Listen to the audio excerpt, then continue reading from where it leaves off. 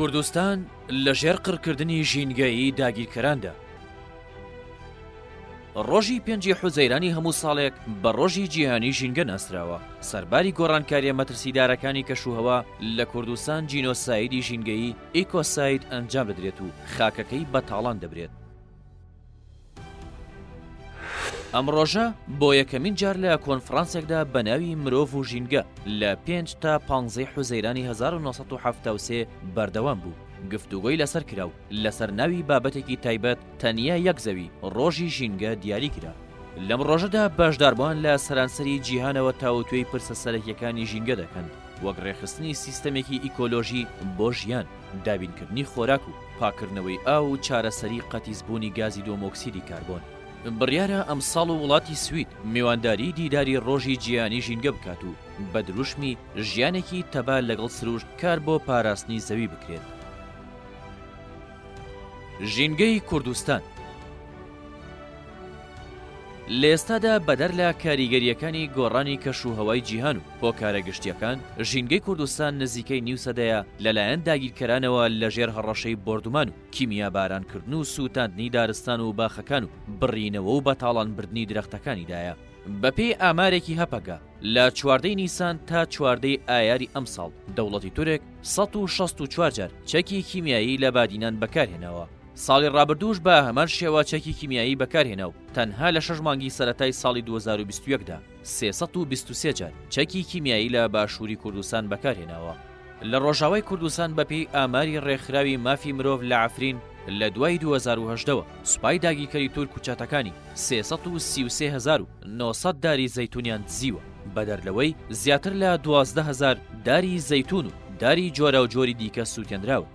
دەوڵەتی تورک ڕۆژانە بە سووتاندن و بڕینەوەی دارستانەکان جینۆسایدی ژینگەیی لەسەر باشووری کوردستان بەڕێوە دەبات.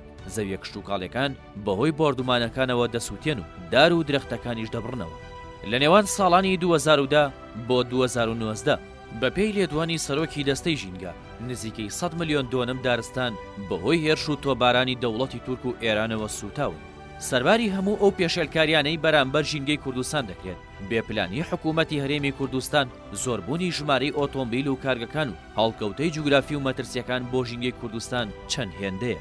عێراق ڕیزبەندی یەکەمی ئەو وڵاتانەیە کە گۆڕانی کەشوهەوا زۆرترین کاریگەری لەسەری هەیە. بەپێی ئامارەکانی نەتەوە یەکگرتوەکان عێراق ساڵانە نزیکەی 100,000 دۆنم زەوی کشت و کاڵی لەدەست دەدات. ئەوەش ناوچەکە بەرەو بیابانبوون دەبات و ڕێژەی خۆڵبارین و لێکەوتەکانی ڕۆژ لە دوای ڕۆژ زیاتر دەبێت و دەگوازرێتەوە بۆ هەرێمی کوردستان.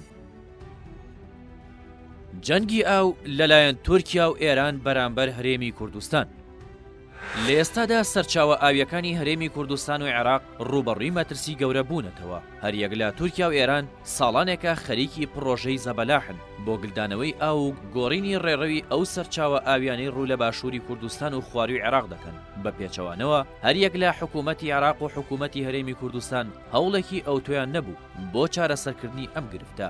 ئاوی هەرێمی کوردستان زیاتر لە 150 لە دەرەوەی هەرێم سەرچاوە دەگرێت. گلدانەوە و گۆڕینی ڕێڕەوی ئەم ڕووبارانە مەترسی لەسەر ئاسایشی ئاو خۆراکی هەرێم دروست دەکات. بە تایبەت پلانەکانی ئێران لەسەر زەی بچووک و سیروان و ئەڵوەن و پلانی تورکیا لەسەر خاپور و گەورەترین گرفت بۆ بەرەمێنان و دەستکەوتنی ئاوی شیرین لە هەرێم دروست دەکات. تورکیا هەنگاوی گەورەی ناوە بۆ بڕینی ئەو ئاوانەی ڕوو لە سووریا و عێراق دەکەن.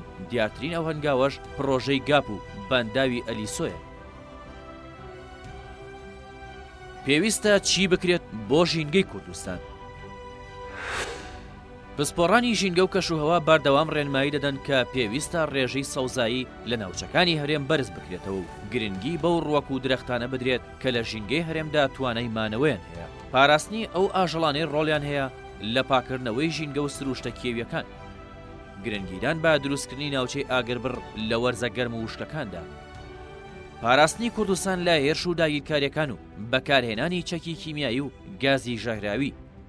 پەیڕەوکردنی یاسایەکی گونجاو بۆ سزادانی ئەو کەس و دەوڵەتانەی داردەبڕنەوە یاخود زیان دەگەێنن بە ناوچە سەوزاییەکان. چاندنی هەستی بەرپرسیارەتی لە ناخی هەر تاکێکدا بۆ پاراستنی ژینگە کە دایک و باوک و ناوەندەکانی فێرکردن و ڕاگەیاندنەکان ڕۆڵێکی گرنگ و سەرەکیان لە بڵاوکردنەوەی هۆشیاری پێویست لە کۆمەڵگەدا هەیە.